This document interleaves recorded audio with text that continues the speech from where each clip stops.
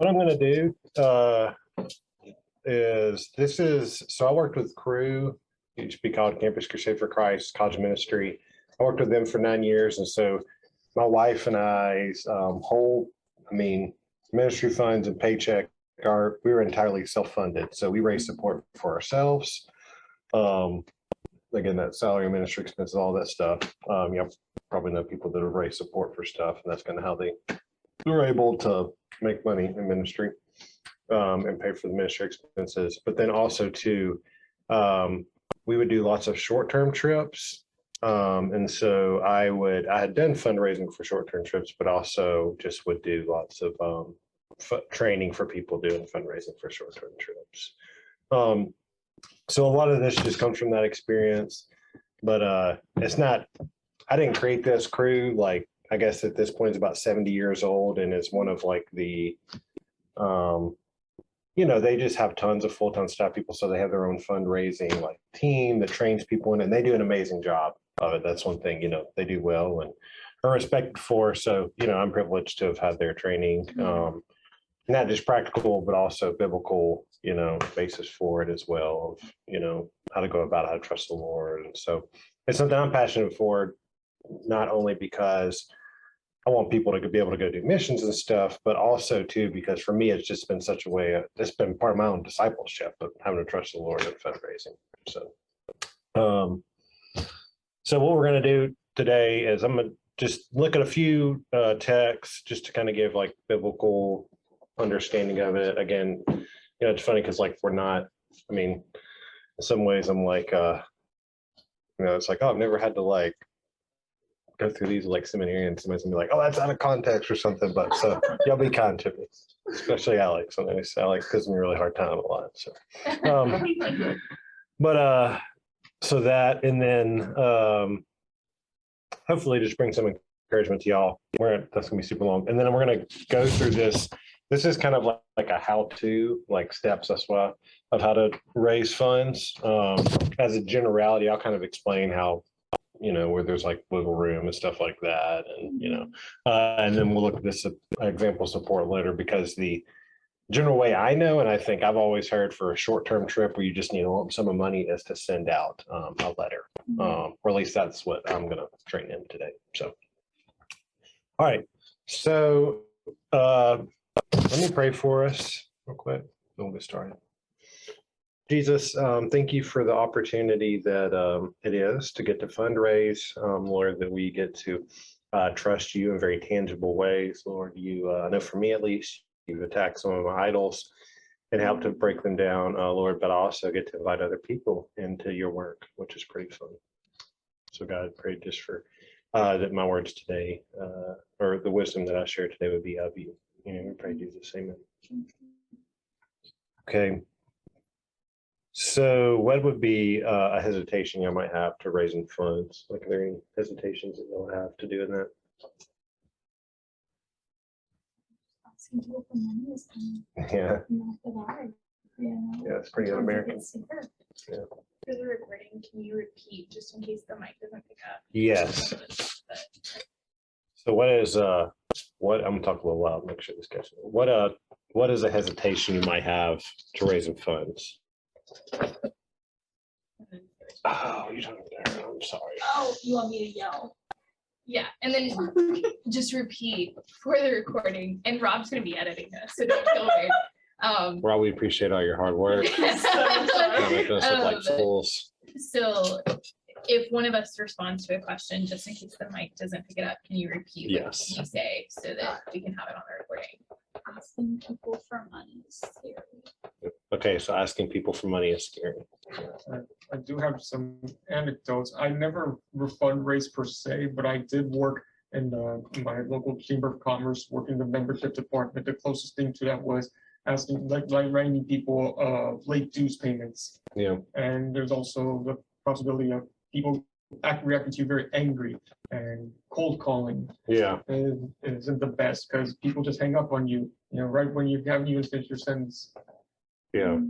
So kind of equating it or thinking about it in terms of, like cold calls, other requests for funds that are not for ministry. Yeah. Anybody else got anything?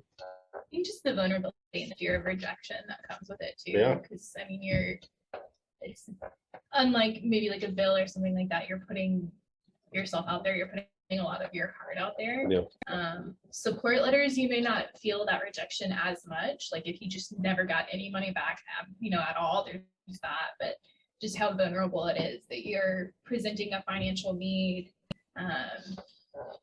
That it's tied to something. There's just that fear of vulnerability and fear of rejection, I feel like, as well. So Yeah, that's good. Yeah, so fear of vulnerability or fear of rejection. Okay. One more thing, fear of being misunderstood in what you say. Yeah, People misinterpret what you say. You're saying your motives. yeah, especially with money, it's, Mhm. what do they think I'm really asking? Yeah. All right, Grayson, I don't want to cut you off. You got anything? Okay, that's fine.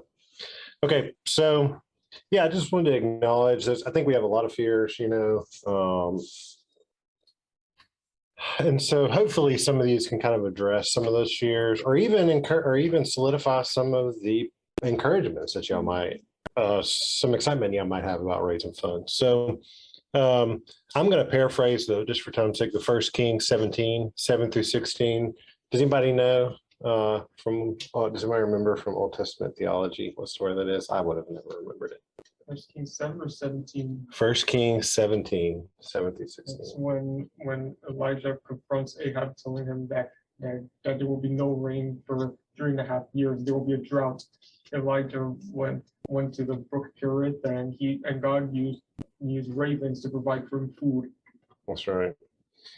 And in the completely logical way that God does things in the Bible, he then tells him to go to a widow who's cooking her last meal with her son, who's like, we're about to eat this and die. And he says, ask that widow for her little bit of flour. Ask that widow for her little bit of flour to make what it was, the bread of sacrifice. I can't remember exactly what it is. This is why we should have read it. But anyways, actually, I'm gonna read it. Read the part. So she says, I don't have any bread. Elijah asked him for bread. She said, I don't have any bread. We're gathering sticks so that we can eat the last little bit that we have and die. It says, don't be afraid, go home and do as you have said, but first make a small loaf of bread for me from what you have and bring it to me, and then make something for yourself and your son. Skipping forward, she went away and did as Elijah had told her.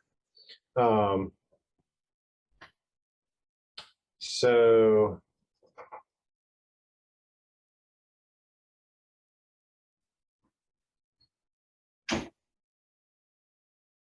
anyways, they end up not dying. The Lord ended up providing.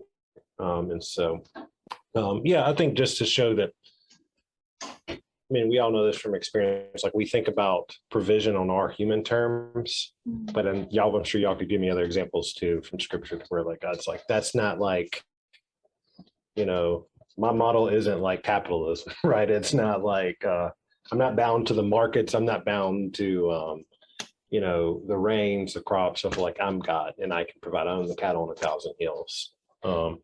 Okay. Okay.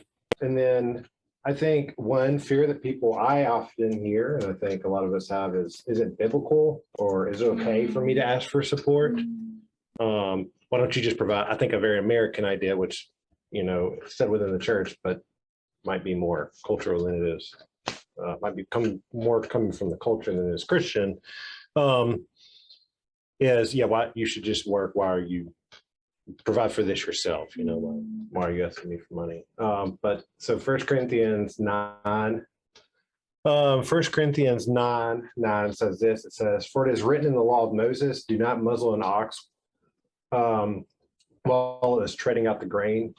It is about oxen. Is it about oxen that God is concerned? Surely he says this for us. Paul's talking about himself as an apostle. Surely he says this for us, doesn't he? Yes, this was written for us because whoever plows and threshes should be able to do so in the hope of sharing in the harvest. If we have sown spiritual seed among you, is it too much that we reap a material harvest from you? If others have this right of support from you, shouldn't we have it all the more?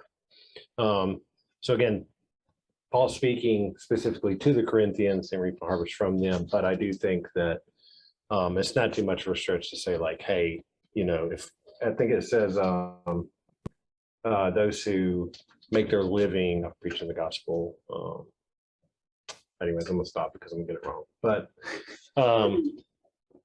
yeah, so the work is worthy of the wage. If you don't want to say the worker, that's fine. But it is, I think there's, you could say the work is worthy of the wage. So that's just an example. And again, there's lots, we can get more into this, but I'm just trying to, again, point to scripture, so hopefully encourage you.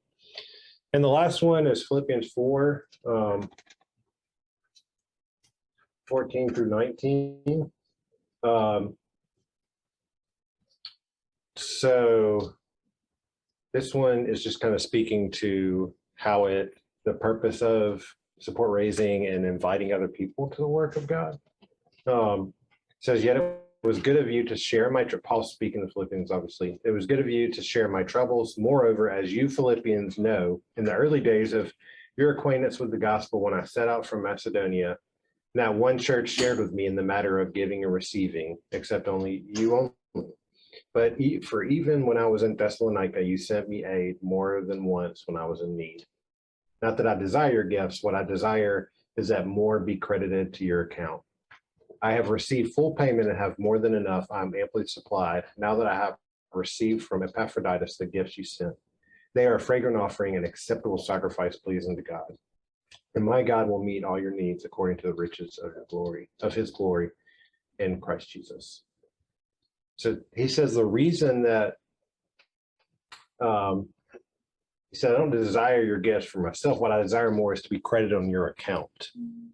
So he's like, I want you to give because it says if you're giving, it's because you're giving into the Lord. And I want you to have the opportunity to give unto the Lord, knowing that Paul's ministry was simply a vessel of sorts, a means of sorts of which they could do that. So any thoughts on that? I know that was kind of quick, but.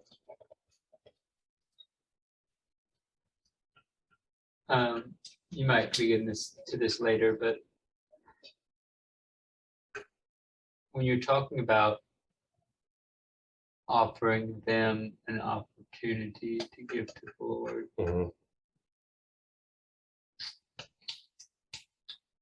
it's hard for my unnecessarily ecclesial self to think well, I'm giving to the church and the church is supposed to provide for this kind of thing. Yeah.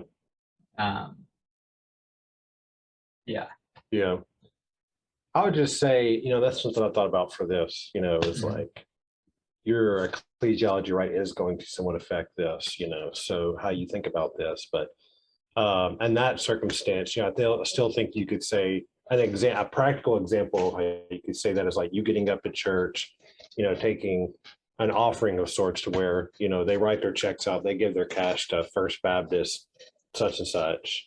It's given to the church, which then the church, to me, I think that still checks all the boxes of it's coming through the church. It's going through the church. The church is providing and stuff to where, again, where some people might just be more comfortable with the one-on-one, doing it more through the personal relationship and stuff. But I still think this is reconcilable with a more strict, I don't want to, that sounds negative, but a more strict view of how funds need to go through the church or something. Yeah. Any other thoughts?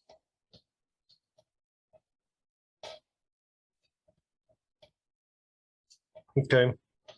So like I said earlier, I think part of what excites me about to get the opportunity to get to do, hopefully serve you on this, is it's just an opportunity to trust the Lord, to step out in faith. Like you said, it's scary, it's like we can learn all that. We can go to class, learn all that stuff. But at the end of the day, asking people for finance is still a really scary thing, doesn't matter how many, A's I get in Old Testament or Greek or whatever else, or how much Schleiermacher I read or whatever. It's like, I've still got some fears, that only the Lord can work through. So that opportunity, and I just think too, it's you don't know what the Lord could do through this. We've had, I would say our ministry partners we've had over years now, I mean, this is like close to 10 years for us now. It's like, it's ended up being a ministry. They've ministered to us and we've got to minister to them. All right, any thoughts before we get into the practical?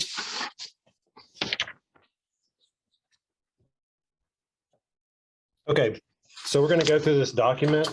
I'm going to kind of read and stop some, but so the first thing is pray. We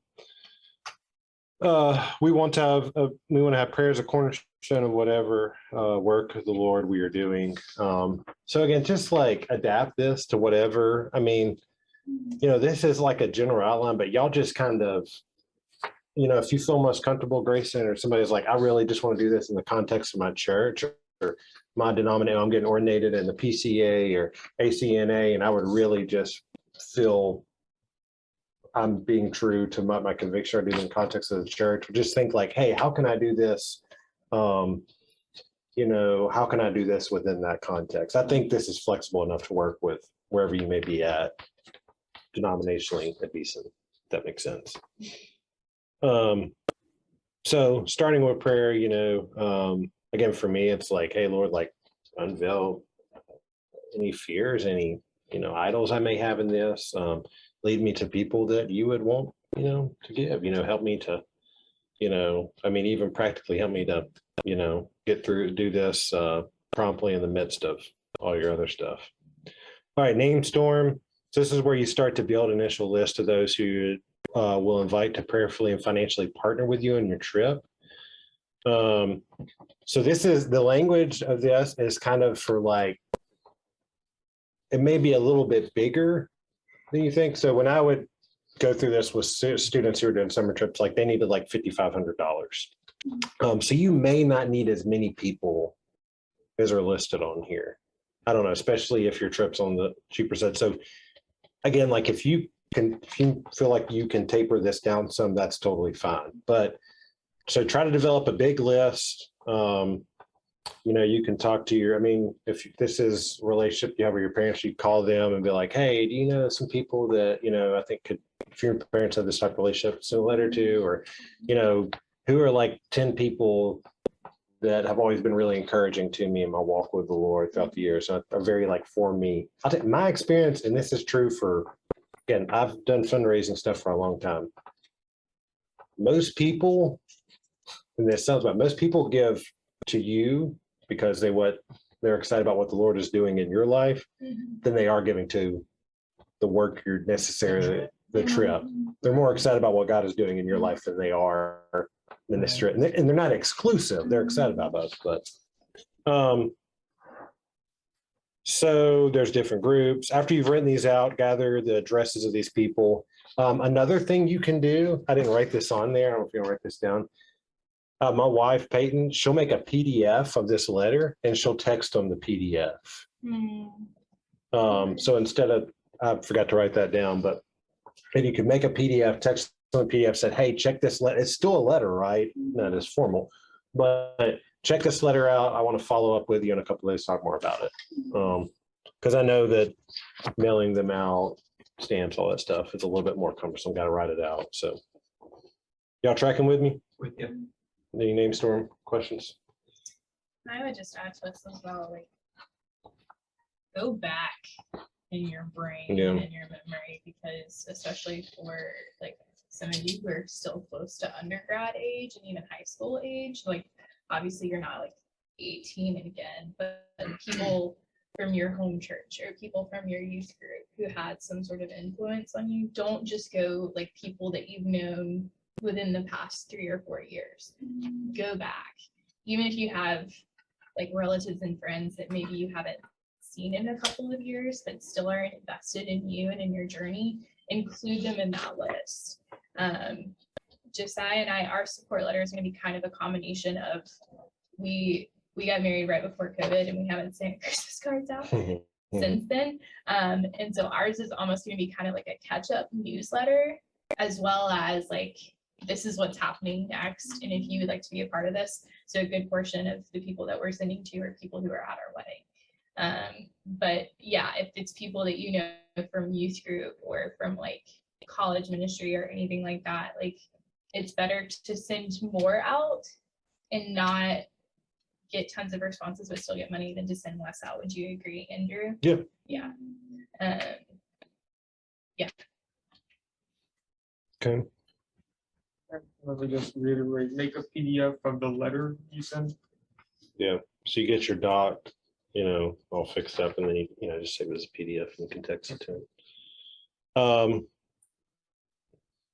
And I would definitely, especially for the purpose of, it's being in the context of, for most people, pursuing pastoral ministry, I would for sure ask your church, send this letter to them, or here's the one thing with the church. Most of them's like their formal mission stuff is like on an annual cycle, which they may decide in like October. And so nice thing for this is that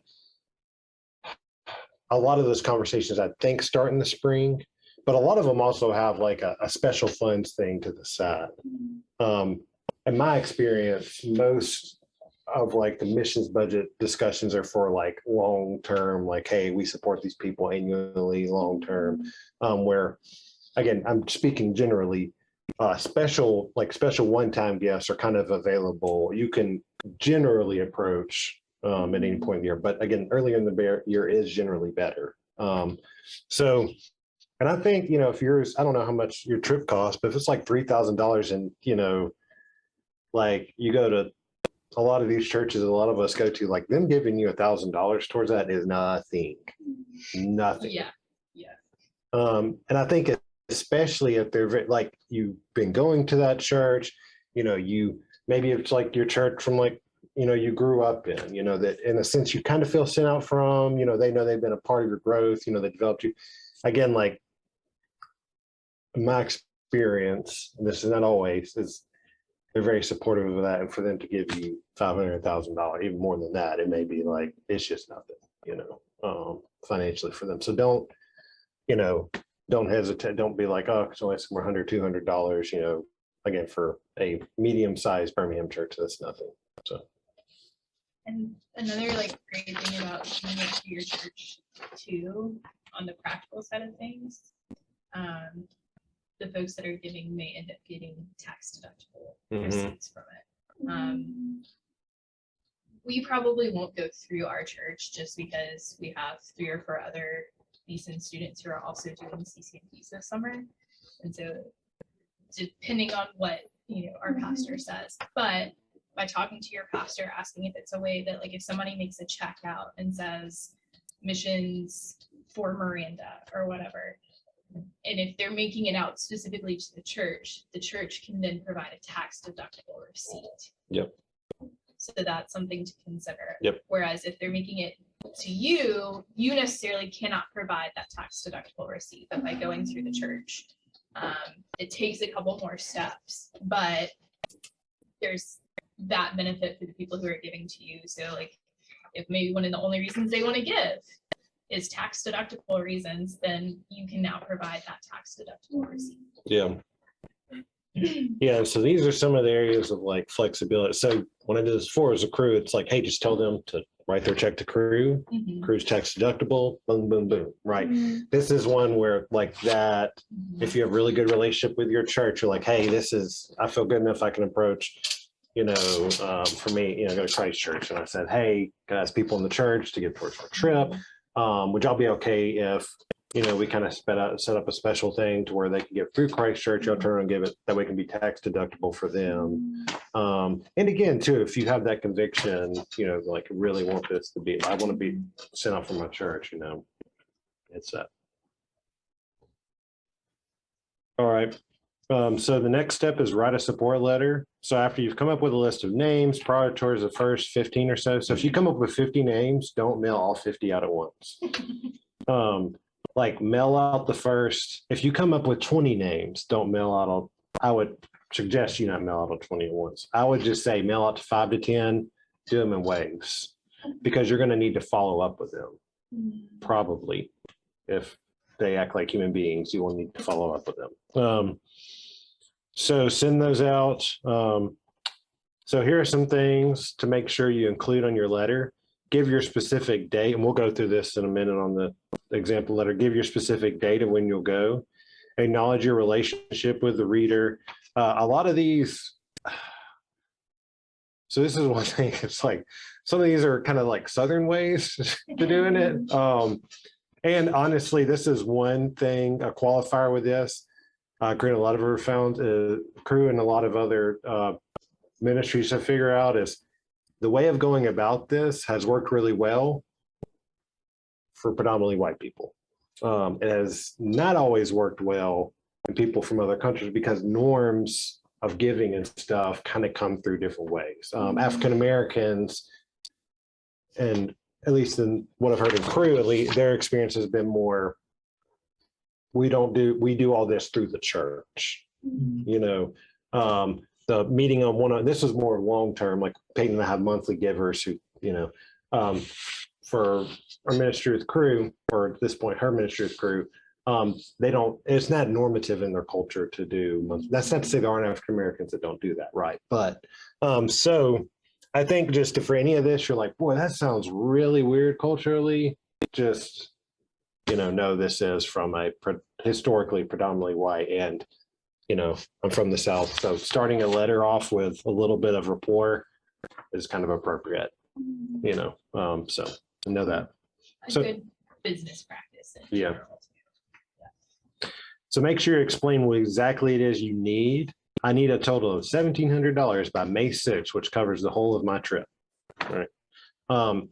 Some of this is my instincts. It felt dry, it felt pushy, but I promise you, it is professional, it is respectful to them to tell them what you need, when you need it by, and how much you're asking for.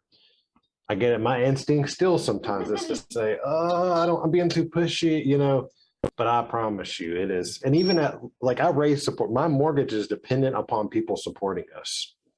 And I forget support letters that people send us, right? And I just need people to be straightforward with me, or to, you know, to be clear with me, because it helps me. It's helpful to me. Ask your reader for a specific action by specific amounts by a certain date. Would you consider partnering with me a financial gift of $100, $200, $300, or some other amount? That's pretty standard, those amounts. So, you know, again, I don't know. You may be from a really small town where, like, you know, to work at the factory and make $40,000 a year is like big stuff. So maybe, you know, the $300 a month. But I think if you're sending that to your average church in Birmingham, again, there aren't a whole lot of people batting eyes at $100, $200, $300 a month. So And for the smaller churches too, $50 checks tend to add up after Yeah. a while. depending on the cost, so. in the closing, make sure you let them know you'll be following up with them. So yeah, I think I just can't. 90% of the people you'll have to follow up with has been my experience. They're busy. They've got a million things. You know, they don't have to send you your check that night, but they do have to take their kid to soccer practice. They do have to make dinner. They do have to study for their test tomorrow. They don't care less about your thing, but they can set it on the counter, right? So it's, again, to me, it's it's helpful when people follow back up. So just give them a call. You may be talking about this a little bit later, but can you kind of walk us through what you mean by follow-up Yeah. process? So, all right, this next one, go ahead and jump forward to call. So it basically says all that, what I just said. It's best to call people a week or so after you send the letter. It gives us time. May feel like you're being rude in calling people. So here's a few things to do in calling people. Build some rapport for a few minutes. Ask them if they received the letter, and if so, briefly refer back to what to it. As I mentioned in my letter, I'm planning to blah, blah, blah. Give them an opportunity to ask any questions. Do you have any questions? Be specific and direct. In my letter asked. So just like go ahead and mention the financial part. Again, I know it's awkward, but like that's ultimately the question you asked in the letter. It's like, hey, I mentioned if y'all be in a position to financially support me on my trip. Have you had the chance to think about that? There will be people who'll be like, oh, you know what, we read it, but you know, Peyton and I, we just didn't really talk about it. So, and then if they decided to give, ask me questions. So I usually send people a text like, hey, Miranda, are you free this evening for me to follow up about the letter that I sent you? That way Miranda knows like, oh crap, I haven't really made a decision on that, or oh crap, I haven't talked to so-and-so about that. Again, these are just kind of logistical communication things that makes this way simpler. In my experience. So does anybody have any questions to any of that? So PDF/letter, Mhm. text message day before, call day after that, or PDF letter, text message week later, call day after that. Yeah, or even I would say, I'd probably do text messages on the same day. But, and if they Okay. say they haven't, if they say they haven't decided, we'll talk about it. I try to leave the ball in my court, be like, all right, well, can I call you back tomorrow? Or can I call you in a couple of days? Or, we got a busy week, blah, blah, blah. Well, can I call you back this weekend or something like that? So, How is you guys responding? Say if like someone calls, and they make it, and then somebody either, it's 2023. Either somebody ghosts you or like, somebody's like, oh, well, we've thought about it, but we're not going to be able to. So that it's not like icy and awkward after Yeah. that. How would you advise, especially if it's like an in-person conversation or even over the phone? So there's not just like this dead silence and then you just hang up after they told you they're not going to do money or whatever. Not that anybody's going to do that, but how would you advise closing that conversation so people know that that relationship isn't necessarily like damaged or anything like that, or strained just because they're not able to give you money in that time, but just making sure you still like show Christ-like love in spite of just they're not in a place financially to give. How would you advise kind of closing that conversation out? Yeah. I mean, just always generally they have a little bit of I'm going to call it a script in my head of like, my go-to is like, and most of the time for them, they know it's awkward. So they're trying to like transition to a different topic. Right. Or, most of them are just like, well, we can't give, it's like they're trying to do the same thing you're trying to do. Right. But me, it's like, well, I appreciate y'all taking the time to consider it, read that letter. That means a lot to me that y'all prayed about it and thought about it. I completely understand, I know y'all got a lot going on and stuff like that, but yeah, I certainly appreciate your prayers, as you go. And 9.9 times out of 10, if they have social skills at all, they're going to transition out of that. But if not, you can say that and be like, again, it's good to talk from you. I'm excited to hear about what so-and-so's doing, talk to you later, Just saying, there's probably at least like 1 out of the 50 that you said, you may just have like an awkward conversation. Yeah. So just So like they'll to be prepare you. Yeah. Got a solid 20%. Yeah, just be prepared. Yeah. Yeah, but I would have, I say script of sorts, but I would kind of have some lines available, like in your mind, kind of, I can say memorized, but, it's like, again, for me, it's like, kind of rapport, then I kind of have that line in my mind that I know I'm going to say it. Like, did you have a chance to look at the letter, and consider, financially partnering with me on my trip? And it might not say exactly that way, but I know that's kind of my line I'm going to use to transition. Again, at the end, well, I certainly appreciate y'all considering financially supporting, blah, blah, blah. And if they say they want to give, and this is where y'all just have to figure out, again, that kind of through the church that like, I think what Callie said is great, but I think otherwise, as far as I know, you just tell them how to send the check to you. And and I would know here's it is not tax deductible if it comes to you. They're probably used to them being tax deductible.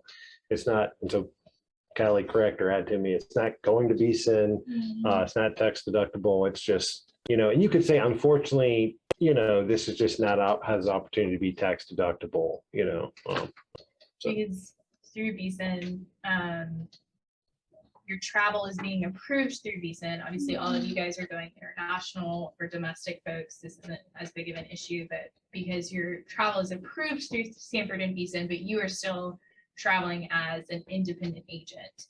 And so that's why it's not like you can't like write a check to Jim or to BSIN and say, Alex is CCMP. So you can't get tax deductible for that, because you're essentially traveling as an independent. Any Is there- questions? Y'all got pay for crew, Mhm. but is there like an easiest way to do that other than checks? Like, is there an easy online system set up or something, like a website or something like that? I mean, I That guess gets kind of sketchy. all I know is Venmo and GoFundMe, honestly. I don't even know what Venmo's cap is, but GoFundMe. I would not do GoFundMe because to me, it equates it too much with secular something. That's just me. I'm not saying that's wrong. I think not doing that. GoFundMe keeps some of it too. I think. Yeah. I'm not sure, but I think they keep a portion of it. I think just doing checks or Venmo, if they can do that, kind of, I don't know, to me, GoFundMe gets lumped in too much with non-mission stuff, Mhm. but again, that's And is it just asking them to mail in physical checks? what I would do. Okay. And if, I mean, if somebody sends you cash, like Yeah. fantastic, but like usually, especially if you're sending this to like some older folks, checks is probably just gonna be the easiest thing to do. If you have someone that's your age that's like, I don't own a checkbook and they want to Venmo you like directly or whatever, Yeah. that's fine. Just make sure that you have a way of like knowing that they did that so that, you know, like if somebody Venmos you like $1,000 so that you can thank them, make sure, and I don't know, I am a terrible millennial and I don't have Venmo, so I don't know if it shows you who it comes from. But if it doesn't, just, you know, I think it's always good to like know who that is so that you can send them. I think you know Yeah. earlier. I guess you just give them the option to. Yeah. I would put check on there. Again, you can put check, mail, you know, I don't know if I have an example on there. You can put, as a footer, you can put your address and your name. I think that's what we did. And give them instructions to mail it back. If you want to, you know, you can drop what we do a lot of times, we have the normal size letter and then we have a smaller letter, a return envelope in there. You know, the go-to, again, like if y'all are doing like the big summer one where you're trying to raise, I would probably say like, hey, put a return address envelope in there, go ahead and address it to yourself, drop a stamp on it if you can do that. The more you do that, the greater your chances probably are they're going to send it back, statistically at least. But Because they don't have the little first stamp, they're not notified. yeah, That one's already done. but I'm not going to sit here and tell you that you can't raise your money if you don't put one in there. So, Okay. In the envelope that you send the letter, you want another envelope a and a smaller, stamp so that they can send back. Okay. yeah, there's You a small. could, it's yeah. not like, but by doing that and having it already addressed to yourself, yeah, it just kind of takes a couple steps. Okay. So again, like using a wedding example, typically when you send out a wedding invitation, the RSVP card, you put the stamp on there as a way of like trying to encourage people to send the RSVPs back. It's already stamped, it's like stamped, it has your return address. All they have to do is mark how many are coming and with their name. So.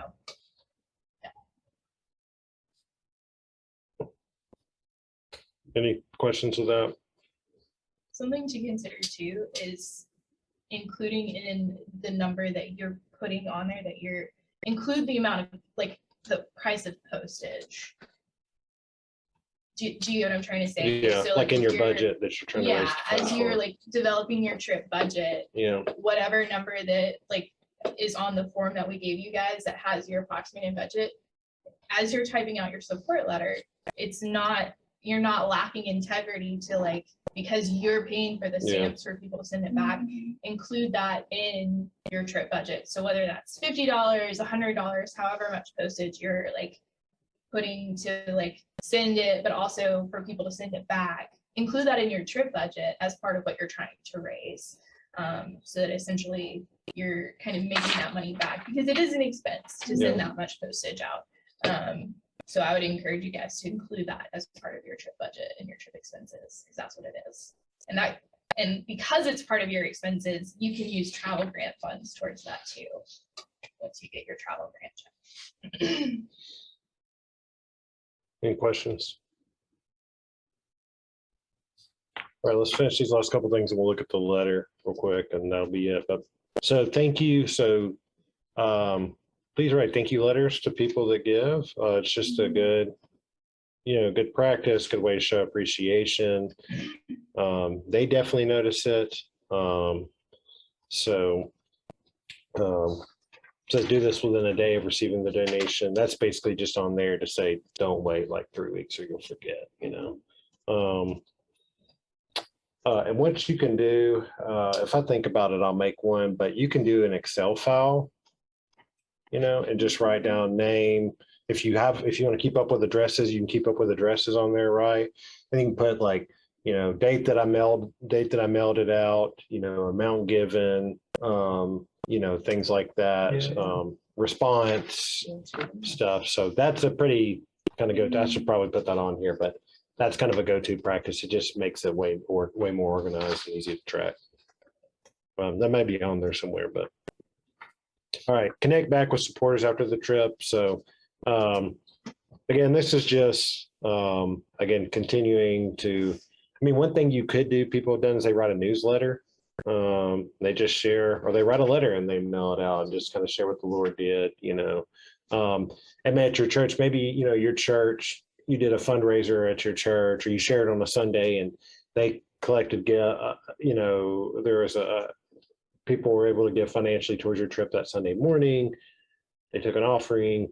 As you come back and say, like, "Hey, I would love to share about my trip on Sunday morning." If that's something you can do, or maybe at the Wednesday night dinner or something.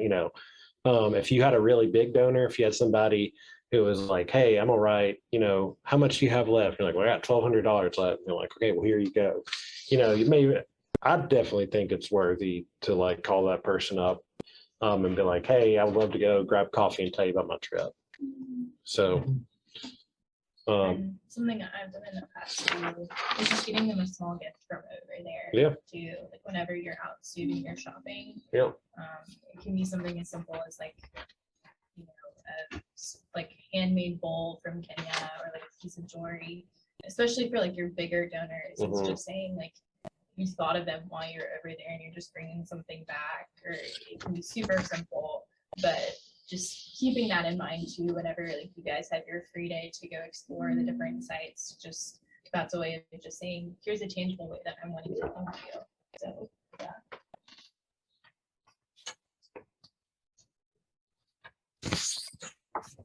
Okay. All right, so let's go through this support letter. So here's something about this, just for y'all. I took this, and again, I adapted it from the kind of stock support letter that I have for our China mission trips summer, where we did college. We'd go study on a college campus and share with the college students there. And I tried to adapt it to a Beeson trip, but some of the parts I didn't really know enough about the Beeson trips to fill it in. So this is where y'all would have to shape it up. So the first part, so if you look at the brackets and the italics, that's kind of describing what needs to, general flow of what needs to be in each paragraph. Start off with a personal intro, acknowledge relationships and bring them up to date. Dear Mr. and Mrs. Jones, I hope you and the kids are doing well. I'm excited about Steve heading to Sanford next fall. So just, a little bit of rapport. All right, so state what you're doing. This summer, I have the opportunity to take part in a mission trip as a part of me seeking to complete my Master's of Divinity degree at Beeson Divinity School. I will be going with 3 other students to help serve in a local church planting efforts in Liberia. Again, I just said that because I knew, I think in Liberia, one of the options. Yeah. So, change that if there's a more accurate way to say that. You gotta find 2 other friends. Okay. So there you're just kind of plainly stating, this is helpful. Again, as someone who writing something like this is not natural for me, it was helpful to follow this because you're just plainly stating what you're doing, and then you kind of expand, elaborate on the mission vision. Okay, this is where I'm talking about my China trip. So I'm changing. This example is from China. So I didn't know enough about mission and vision of any of them to share. This will be a great opportunity for me to share my faith with many students, most of whom have never heard of Christ. In the city we are going to, there are over 15 million people, yet only an estimated 1 to 3% are Christians, and most have never heard the gospel. By sharing with college students, we will be able to reach the future leaders of this country who will have the most influence in sharing this message with others for years to come. So, you just need to figure out, kind of mission and vision, of your trip. I don't know, Callie, you have any examples of something for one of the trips you could say there? Sure. So specifically, like for you, Alex, going to Ecuador, you could share just a little bit about like the meeting place or the gathering place. You could share about like the soccer ministry she told you guys about, ministry to families with disabilities, the pastors training, things like that. Grayson, just kind of stuff that's happening on their compound, church efforts. If you guys are doing similar to what they did last year, if you're going to be able to go preach in the bush and things like that. You said every week. Yeah. So, and then like for you in Tanzania, I'm not entirely sure because I know that yours is a little bit different, but like if you're working with young women that like Dr. Hake specifically works with, or like Africanism church, like things like that. My biggest encouragement would be make sure with, and I don't think you three necessarily have a concern, but like for Josiah and I and where we're going, which I'm not going to say because we're recording, we can't say the actual physical location of where we're going, and we can't mention the name of the missionary we're working with. So like, just to be safe though, and for anyone who's watching the recording, just double check with your site host to make sure that there's no security concerns when you send out support letters. So is there a specific way that you need to like word what you're saying? Are there specific locations that you guys are going once you're on the ground that people don't need to know that you're going? And just make sure that you're very sensitive to that in your letter. That's the only thing that I would really suggest. Yeah. In addition to this. So here we weren't allowed to say China. So we would say, that's why I put in the city we are going to. And I would, in East Asia, we would always just call it East Asia. We have friends that are in, a country in the Middle East, but they call it a country in the Middle East. So. All right, state goals. My hope is to share about Christ with others who have not heard, further prepare myself for serving in ministry, and be more burdened for reaching people for the gospel. Truth be told, I'm both very nervous and excited. Okay, so state your goals and hopes. State need. In order to make all this possible, I need to develop a team of financial ministry partners. A group of people like you can make my trip possible. As you might imagine, raising the necessary funds will be one of my greatest steps of faith in preparation for the summer. I need it. So here you're stating specifically what you need. I need a total of $2,100 by this date, which covers room and board. I just wrote room and board for the trip as well as transportation. You don't need to cover everything. Like you don't need to put this and this and this and stamps for my letter. Just the general, room board, whatever. So the ask, would you prayerfully consider joining my team and giving a gift of 100, 200, 300, and then state that you're going to follow up with them. And then there's just a last little closing thing. Thank you. Again, I think definitely sign your name. You can print this out. Don't write all these, but sign your name. And if you want to write like a little PS for personal touch, whatever else. And then you can write, your footer, I didn't include this on here, in a footer, you can put like, we'd be like Andrew and Peyton Winsler, dot, 3204 Mondadora Drive, Hoover, Alabama, dot, 256-466-1141. So they have my cell phone, they have our address. But also if you're going to follow up with them, you can tell them